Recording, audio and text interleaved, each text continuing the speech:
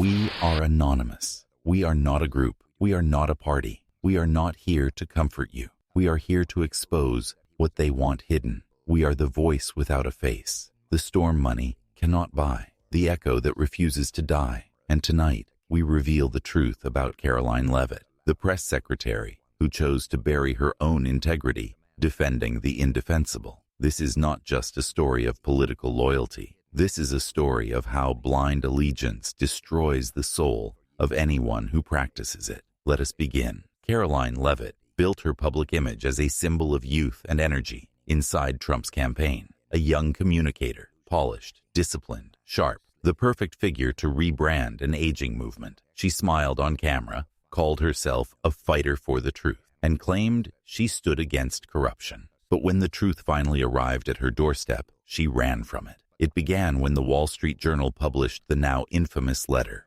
a birthday note from Donald Trump to Jeffrey Epstein. Inside the pages of a leather-bound album, there it was, a crude sketch of a woman's body, a typed message, and Trump's unmistakable signature at the bottom. The handwriting matched verified samples from the same year. The letter was real, the evidence undeniable, and yet Karoline Leavitt stood before the world and called it fake. She went on X, what used to be Twitter, and declared the story a fabrication. She accused reporters of spreading what she called a Democrat Epstein hoax. She said the White House had no time to respond. She blamed the press, the investigators, anyone but the man who signed the letter. But the photos were right there. The ink, the paper, the indentation marks, all consistent with documents from Trump's own archives. Handwriting experts confirmed the alignment of loops, curves, and spacing. Even AI-based forensic analysis matched it to Trump's signature patterns from 1992 to 1994. There was no hoax. There was evidence. Still, Leavitt denied. Still, she defended. Still, she lied. And that raises one haunting question. Why deny something that isn't even criminal? Why risk your credibility for a letter that, on its own, proves nothing illegal? The answer is simple, because they know what it leads to. If they admit the letter is real, the next question becomes, what else was shared between Trump and Epstein behind closed doors? Denial is not strategy, it's fear. Trump has spent years rewriting his history with Epstein. He once called him a terrific guy. He laughed and said they both liked younger women. Later, when the world learned who Epstein really was, Trump claimed he barely knew him. But records, photographs, and witness statements tell a different story. Parties together, phone calls, mutual friends, shared circles of influence. The letter isn't the scandal, the cover-up is. And Karoline Leavitt's denial became part of that cover-up. She took to the podium and transformed herself from a press secretary into a shield, protecting the image of a man whose own lies have already collapsed in public view. She could have told the truth. She could have said, yes, the letter exists, but it means nothing. But she didn't. She doubled down. And in doing so, she told us everything we need to know. Because when someone lies about the small things, it's because they're terrified of the big things that come after. This is the essence of power's decay. Loyalty to the lie becomes the currency of survival. Leavitt's defense didn't happen in isolation. It was a coordinated effort. Statements prepared, talking points distributed, influencer briefings arranged to flood the internet with denial. The same movement that built its identity around protecting children now protects the man tied to Epstein. The same people who shouted, "Save the children," now bend over backward to save Trump. The hypocrisy is unbearable. The silence is deafening. They spent years accusing Democrats of harboring predators. They promoted conspiracy theories about secret cabals.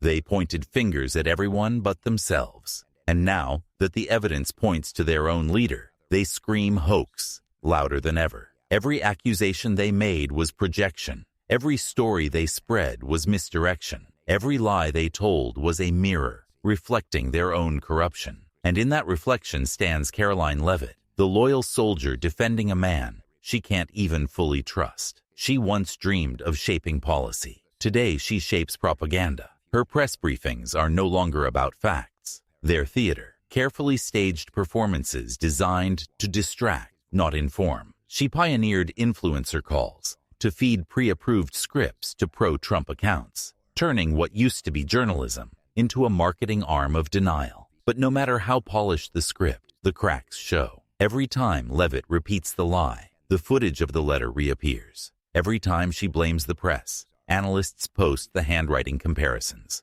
Every denial strengthens the proof, and deep down, she must know it, because you can hear it in her voice. That hesitation, that flicker of uncertainty before the next talking point, the realization that she's defending a cause that doesn't even defend her. This is what it looks like when ambition meets its breaking point. A young woman, once full of promise, reduced to a mouthpiece for a decaying empire. A career built on image now collapsing under truth. A life spent protecting the powerful while the powerful protect no one. The system around her is not built on ideology. It's built on dependency. There were donors who financed silence, strategists who manufactured narratives, lawyers who buried evidence, media figures who looked away, each cog in the machine turning in rhythm to the same command: defend the leader at all costs. And when that leader falls, the machine keeps turning, searching for the next voice willing to lie. But the people are waking up.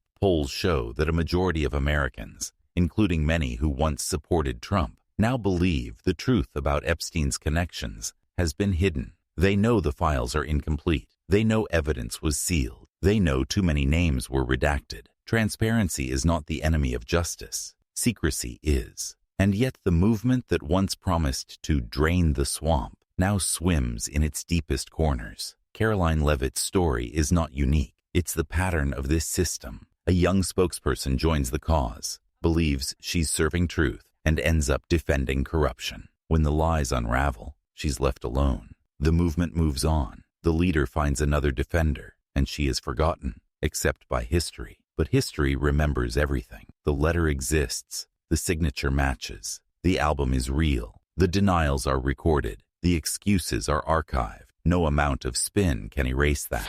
We are anonymous. We do not serve presidents. We do not serve parties. We serve only truth. And the truth is simple. Karoline Leavitt's defense of the indefensible is not strength. It is surrender. She has become the symbol of what happens when power demands loyalty instead of honesty. She thought defending the powerful would make her powerful, but it made her disposable. Because when you spend your life defending a lie, you eventually become one. This story is not about revenge. It's about accountability. It's about reminding the world that every voice repeating a lie is helping bury the truth a little deeper. But truth doesn't die in darkness. It waits, it listens, and when the lies grow too loud, it roars back. That is what this moment is. The roar of reality breaking through years of silence. The end of denial dressed as patriotism. The collapse of the illusion that power equals innocence. We are anonymous. We are not your saviors. We are your reflection. The reminder that truth belongs to no party, no president, no king. If files reveal crimes, release them. If evidence clears someone, show it. If truth hurts, let it. Because justice cannot survive in secrecy. This is not about left or right. It is about right and wrong. Every sealed document whispers the same message. You don't deserve to know. Every released page says the opposite. You do. Demand transparency. Demand accountability. Demand truth. Because silence protects the predator, not the victim. And every time someone like Karoline Leavitt defends the indefensible, another layer of deception wraps around the truth. It's time to cut it open. We are anonymous. While they lie, we expose. While they bury, we reveal. While they forget, we remember. We stand with those who choose truth over comfort, reality over illusion, integrity over power. We do not forgive. We do not forget. Expect us.